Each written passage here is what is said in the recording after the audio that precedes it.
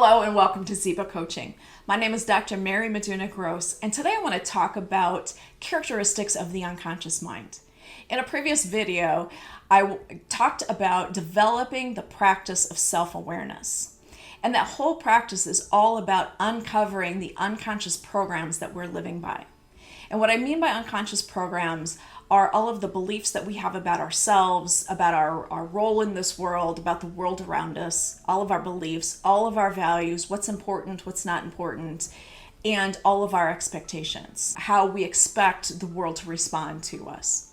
So those are the programs that we're operating from and that we want to uncover through self-awareness so that when we're not getting the results that we want, we can look at these programs, make any changes that we need to, and create a whole new set of possibilities for ourselves. So let's get to know a little bit about the unconscious mind. The first thing that I want to point out is that I'd like to talk about this as a continuum.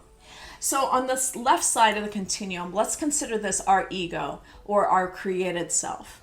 And on the right side of the continuum, let's consider that our true self or our divine spirit part of ourselves. Today I'll start talking about the true self. And as I already mentioned, this is our connection to the universal oneness or the divine. It is that part of ourselves that is whole and complete.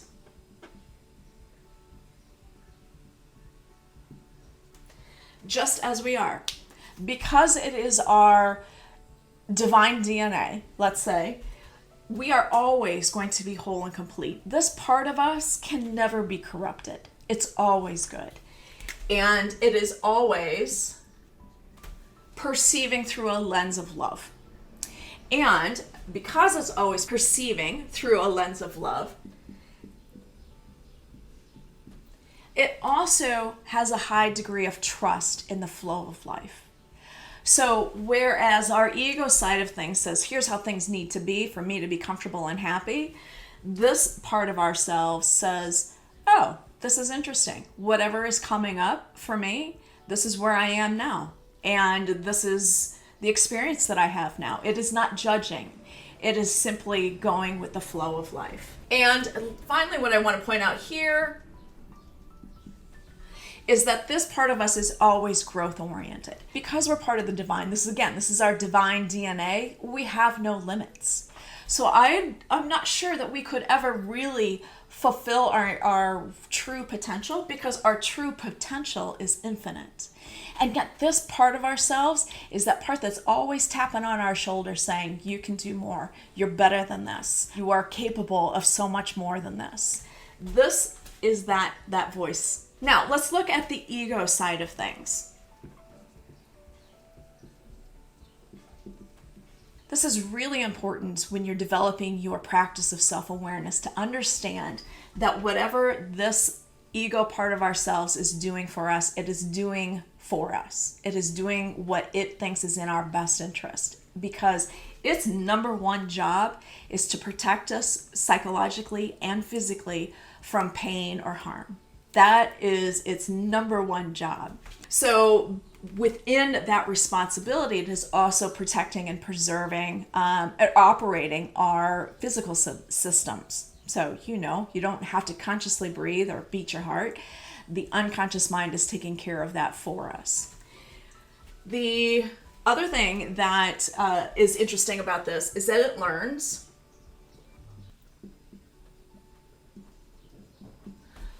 from experience. Between the ages of birth and 7 years old, our brain waves are most accurately described as pretty much being in a trance. Okay?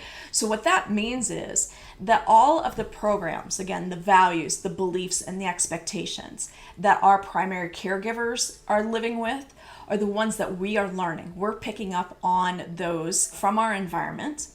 And we're adopting those as our own because this is our primary caregiver. They must be right. And besides, we also have a need to fit in with our caregivers, right? So we're not going to, even if we had the language or the resources at that age to fight back against them, we often choose not to because of protection. Okay, so it'll keep us in line.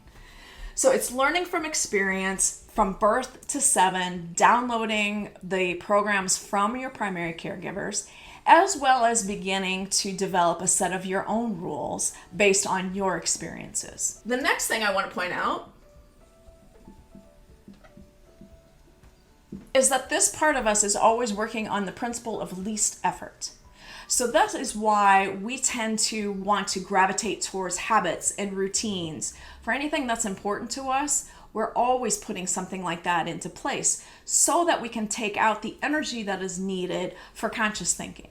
So as much as possible, our unconscious mind is taking in all of the data from around us, drawing conclusions, making comparisons, making connections, and as a result of that, coming up for us our own set of programs.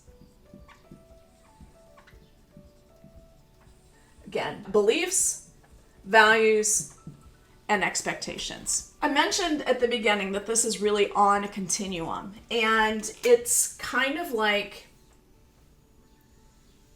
it's not a straight line, it's more of a wedge, right? So on the left side, our ego side, things are very narrow. When you think about protection and our body going into protection, whether fight or flight, that means that we're going to narrow things. We're going to narrow our perception, we're going to narrow our focus, all of our physical systems are going to be focusing in on exactly what needs to happen in order to survive this perceived threat.